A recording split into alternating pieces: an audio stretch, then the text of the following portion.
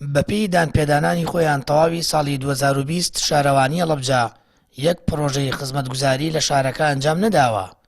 هاوڵاتیان دەڵێن حکوومەت جارێکی دیکە سەلماندیەوە پارێزگاکایانی بە یەکجاری پشتگوێخستووە و ئاوەڕی لێ ناداتەوە. لە کۆنگرێکی ڕۆژنامەوانیدا سەرۆکی شارەوانی ئاشکرای کرد لە ساڵی ڕابردوودا هیچ پرۆژەیەکیان ئەنجام نەداوە و ئەوەشی کراوە لەلایەن ڕێکخراوە خێرخوازیە ناوخۆیی بیانیەکانەوە جێبەجێ کراوە.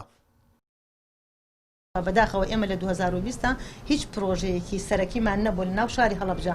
ئەوانەی کە کراوە یاخۆ ڕێکخراوەکان بوون یاخۆ لەسەر بودجێکی کەمی شارەوانیە کە 940 مەتر مربع کۆنکرێت بووە. جاری وها بۆ هاوڵاتیان هاتووەتی لە فڵانە شوێن ئیشەکرێ ئەوەش لە بودجەیەکی کەمی خۆمان بوو. خەڵکی هەڵەبجانی گەران و دەڵێن هەڵەبجە کە پارێزگایەکی نوێیە زیاتر پێویستی بە ئاوادانکردنەوە هەیە، بەڵام بە درێژایی ساڵێک حکوومەت یێرێم تاکە پرۆژەیەکیشی پێڕەوانە بینیوە. پارێزگای هەڵەبجە هیچ سیمایەکی بە پارێزگابوونی پێوە دیار نییە. پێم باشە بکرێتەوە بە قەزا لەوەر قەزاکە لەوە چێشتی بۆ بکرێت، بەڵام بە پارێزگابوون هیچ سیمایەکی بە پارێزگابوونی پێوە دیار نییە. ئەوەی سەیری شاری هەڵەبجە بکات دەزانێت کە شاری هەڵەبجە پشتگوێ کراوە، کەمتەرخەمی تیا کراوە لە پرۆژەی خزمەتگوزاری لە داهاتی ئەم شارە. من لێرەوە سپاسی ئەو سەرمایەدار و خاوەن بازرگانانە دەکەم کە بە شێوازێکی بەردەوام ئاگایان لە شاری هەڵەبجەیە. ئەوەندەی ئەوان خزمەتی بە شاری هەڵەبجە دەکەن، حکوومەت یێرەم با بڵێن بە شێوازێکی ڕسمی و بە شێوازێکی بەردەوام خزمەتی بە شاری هەڵەبجەیان نەکردو. هەر وەکو شارێکی یاسایی و تەنها هەر بەناوکراوە بە پارێزگاوتە. ئەگینا زۆر فەرقی نییە، یانی بڕۆیتە سلێمانی بەراوردێکی سلێمانی هەڵەبجە زۆریان فەرقە. لێ جادی 6 مەتری تەیە، جادی خۆشی تەیە، بینای بەرزێ هەموو هەڵەبجە سەرکە بینایەکی بەرزیتان نابین.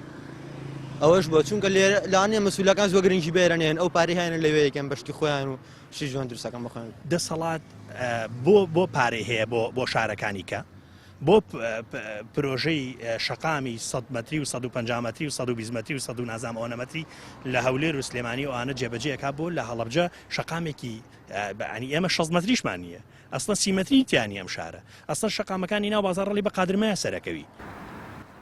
جگەلەوە هیچ پرۆژێک لەلایەن شارەوانی و ئەنجام نەدراوە، زیاتر لە 10 پرۆژەش ڕاگیراوە. هاوڵاتیان دەڵێن دەبێت حکوومەت هەمووان بێت، نەک لە هەندێک پارێزگا پرۆژەی زەبەلاحی وەک شەقامی 120 مەتری و 150 مەتری تەواو بکات و یەک پرۆژەش بە پارێزگای هەڵەبجە ڕەوانە بینێت. هاوکات پردی توەقوت کە بە یەکێک لە گرنگترین پرۆژەکان کە بە ڕزگارکەری هەڵەبجە لەو داخراوی ئێستا تێیدا دادەنرێت، سەرڕایەوەی حکوومەت چەندین جاروتوێتی جێبەجێ دەکەن، بەڵام تا ئێستا هیچ جنگاوێک بۆ دروستکردنی نەنراوە. لەوەتەی هەڵەبجە بووە پارێزگا، هاوڵاتیان ئێم شارە نیگەرانن لەوەی بەپێی پێویست پرۆژەی خزمەتگوزاری پێشکەش بە پارێزگا نوێیەکەی هەرێمی کوردستان ناکرێت. بەشێک لە هاوڵاتیان خۆزگا بە قەزابوونی ئەم شارە دەخوازن. ئەوەش لە بەرامبەر خەمساردی بەرپرسانی حکوومەتی ئەم شارە و حکوومەتی هەرێم کە بە شێوەیەکی گشتی پارێزگای هەڵەبجەی فەرامۆش کردووە. سامان فەتاح، کەناڵی ئاسمانی پەیام، هەڵەبجە.